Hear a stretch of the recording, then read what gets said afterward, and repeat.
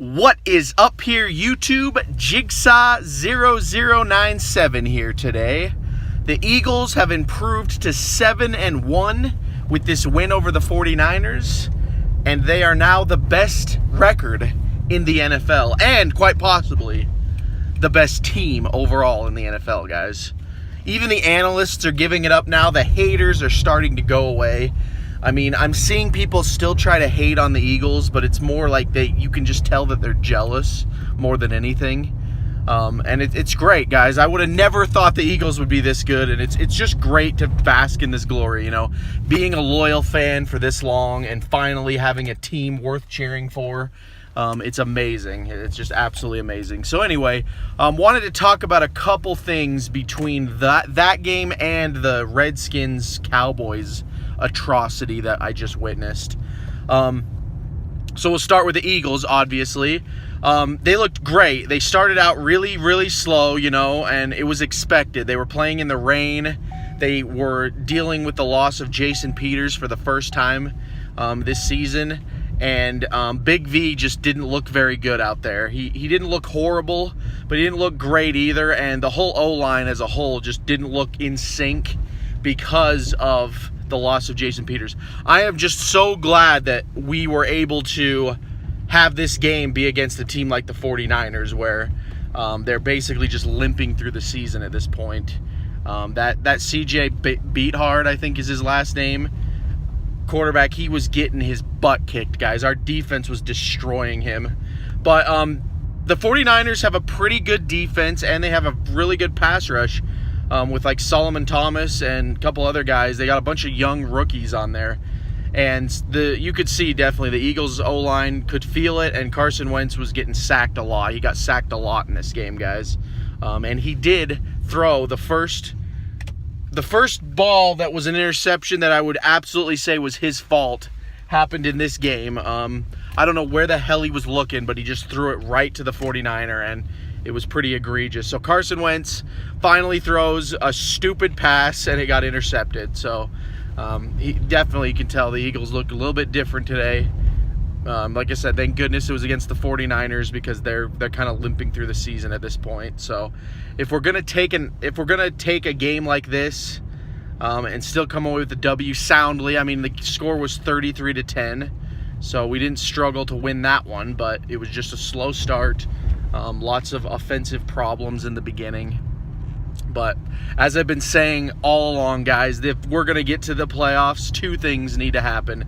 Carson Wentz needs to stay consistent and take care of the football, which he did pretty well other than that one stupid interception. And the biggest one, I think, is the defense needs to show up every single week, which they absolutely did here, guys. The defense was dominant in this game yet again. We had a punt block. It was a field goal block, actually, not a punt block.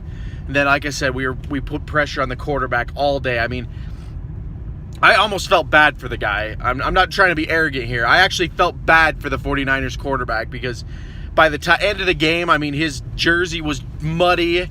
The gold on his pants was fading into brown. He was getting his butt kicked because they laid him down on the ground so many freaking times. I felt bad. I felt a little bad for the guy. So yeah, that's why we won, guys, really. The offense didn't look that great. I'm giving this one to the defense.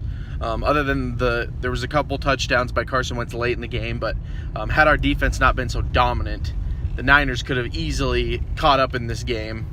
But, you know, it was just one of those situations where, you know, the Eagles defense wasn't going to budge, and the offense on the Niners was just not good enough. It wasn't going to happen for them. So that's the way I looked at it. So yeah, that's the Eagles game, and I really, really wanted to discuss this. I really think that the Eagles need to make a move for an offensive lineman. I mean, the trade deadline is on Tuesday. Howie Roseman would be absolutely insane not to do this. If they're really convinced that this is a Super Bowl team now, as most of us are, they need to make sure that the Eagles get to the Super Bowl. This is now or never mentality, I'm thinking. Because everything's fallen into place this year for the Philadelphia Eagles, and it'd just be a shame to see them not get in because of something like missing Jason Peters, and Carson Wentz is getting gets injured or something stupid like that, when they can easily go out and get an O-lineman, just do what you got to do. Give up some draft picks. Who cares? The team is already pretty built.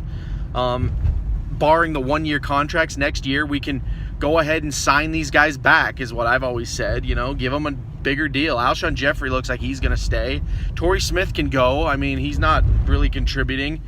But then we got guys like LeGarrette Blount. He might stay. Who knows? So that's what I would look at. I'd say the team is built now. It's a win now mentality, and everything in this team is clicking. So they need to go out there and get an O-lineman. That really needs to happen. So anyway, the second part of this video, guys, I want to go ahead and discuss that atrocious, this will be very brief, but I want to go and touch on that atrocious Dallas Redskins game. I was rooting hard for the Redskins because I really want Dallas to be taken down a notch. I'm not really afraid of them because what I saw today, Dallas Cowboys looked like crap, guys. They absolutely looked like crap. The only reason they won that game and scored so many points is because of all of the different things that the Redskins screwed up and they capitalized on. It started off with the blocked punt, and the dude took it back like 83 yards. I literally rolled my eyes when I saw that. I was like, oh my gosh, typical Redskins fashion right here. And then, you know, it all went downhill from there. I mean, we're talking things like this Redskins team this year reminds me of the 2015 Eagles, where it was just like they had all this talent and they had all this promise, but like nothing went right. Like, you guys remember when we had like DeMarco Murray, and just everything went wrong for Chip Kelly that year. That was the first year we started questioning Chip Kelly, like, what the hell is he doing? And it ended with his firing. So that's what the Redskins look like this year.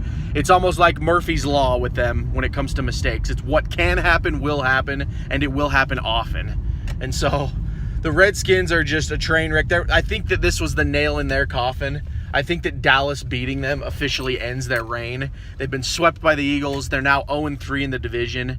I just don't see them coming back. So Dallas is trying to prove that they're still alive, which is frustrating. But, you know, as usual, guys, it always comes down to freaking Dallas Eagles for most of the NFC East contests. And the Eagles, I think, are just going to get it done this year. That defense on the Eagles is just they're going to feast on Dak Prescott and Zeke Elliott. He's going to be shut down. So I'm not too worried about it, but I'm not going to get too arrogant because the Eagles and the Cowboys are a very historic, hated division rivalry, and we'll just have to see what goes on. We play the Denver Broncos next, and we'll have to see how that works because the Denver Broncos have a good pass rush as well with Von Miller, and we'll just have to see how Carson Wentz responds to that. I hope that Howie Roseman can possibly bring in a offensive lineman for this game. Who knows?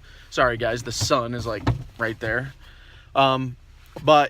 But yeah, I hope that Howie Roseman can like bring in an offensive lineman, and then we can go ahead and go into this game with some protection for Wentz. Because the last thing I want to see, guys, is Wentz get injured. I don't want to see that happen with this season. He took a lot of hits in this Niners game, just stupid hits where I'm thinking like this is not like an important game to have him out there. I'm glad they put in Nick Foles at the end to finish the game out because they just didn't need him in there.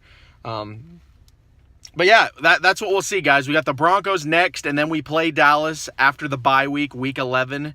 That's going to be in December, I think. Or maybe, no, I think it's mid-November. Sorry, I'm all cuckoo right now.